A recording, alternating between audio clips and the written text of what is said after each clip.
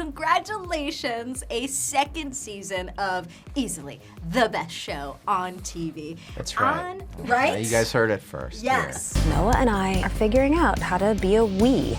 Ew. Hello. So you're converting to Judaism? No, we're gonna do the whole, interfaith thing. Well. Going into the second season, did you feel that P word, that pressure? I did. I wouldn't say pressure, more like a little bit of I was a bit self-conscious. That's really cute that you said that just now. Of what though? Mostly my hands. We did so many interviews. Wait, really? We did so many interviews about the kiss in my hands, and I was like, what the am I gonna do with these? And I'd be thinking about it. It's already a thing when you're acting that the second you start, at least for me, when I start acting, I just all of a sudden go have these always been here? Yeah. What do I do with them during this? I guess that you just put them somewhere. Yeah. And not for you, and that so was so I was like, oh man, what am I gonna? And mostly, you're back on set, you forget in 15 minutes. However, I didn't really touch your face much in this one. I think I did keep them kind of holstered more in this season. He's mysterious, okay? Mm-hmm. He's clandestine, he's pulling back a little bit. You should get those insured. To answer your question, I'm gonna be very honest, I didn't feel any pressure. I felt like every project I've ever been a part of, I never know how it's gonna be received. I'm just hoping for the best. I do projects that I think I would wanna watch, and I do the best job I possibly can. And then if it hits, it hits. If it doesn't, it doesn't. And what I felt like is that we had all the necessary components, including storyline, to move ahead. Whereas this show is so hyper-realistic, those moments happen all day. It's best represented in a little bit different of a tone, but on Curb Your Enthusiasm. You could have Larry David do anything, right? And he's gonna make it funny. Fluffy towels, not like your ratty old towels. What?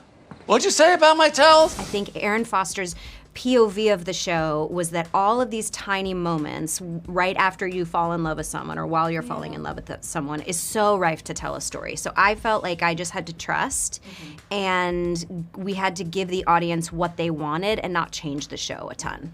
This season, we of course see your beautiful wife, Leighton.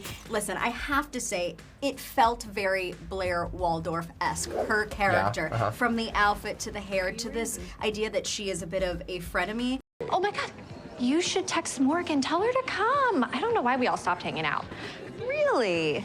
You don't remember? Please tell me you guys felt that, and was it intentional at all, if it was? I will disappoint you just across the board. I don't think it was intentional.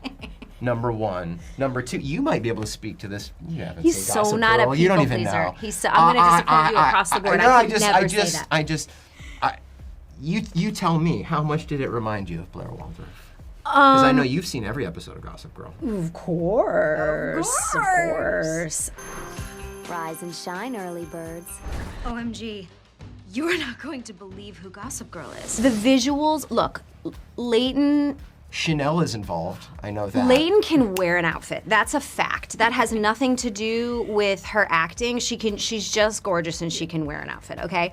And I think it was the perfect role to beg her to come and do because she fits the physical bill so much of being this woman that you're drawn to, but you also kind of feel is a frenemy because you're scared of her. She looks very intelligent and she's a great sparring partner for Joanne.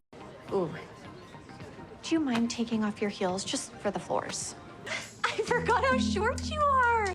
It did remind me a little bit of Blair, but Leighton was able to be so much funnier because she is so funny as an actress and a person. It was just a delight. Yeah. Is there one sweet memory you have of your grandma that you're reminded of today?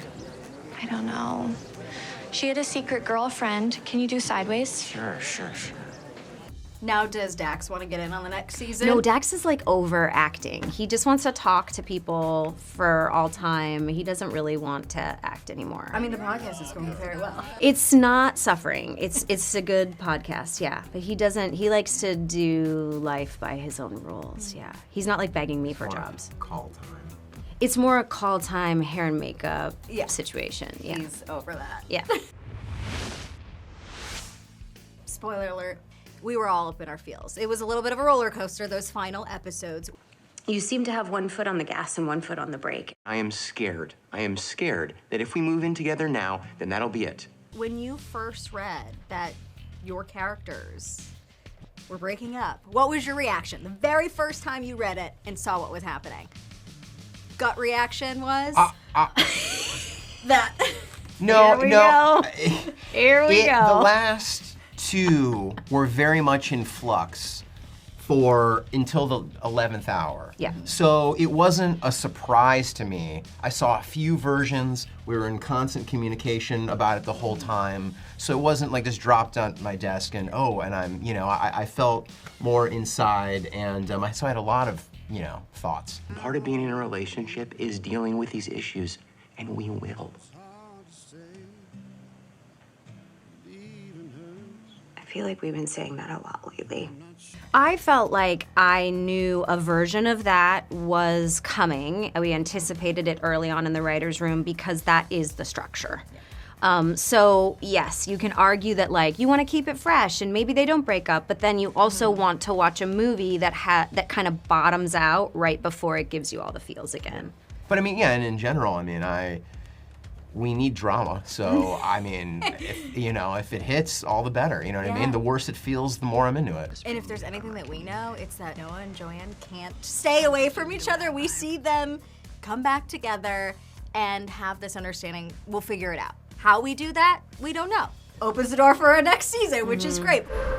Are we doomed? Excuse me? You're not allowed to. No, I'm the cynical one. But where do you hope to see these characters go? Because they're in this part of a relationship that is very relatable. I think it's going to stay relatable, at least to a percentage of the public.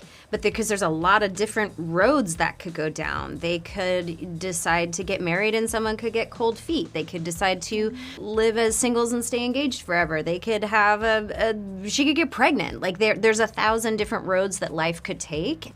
Yeah. I like contracts. I like physical, manifestations of love, aka children. I like all that. I think.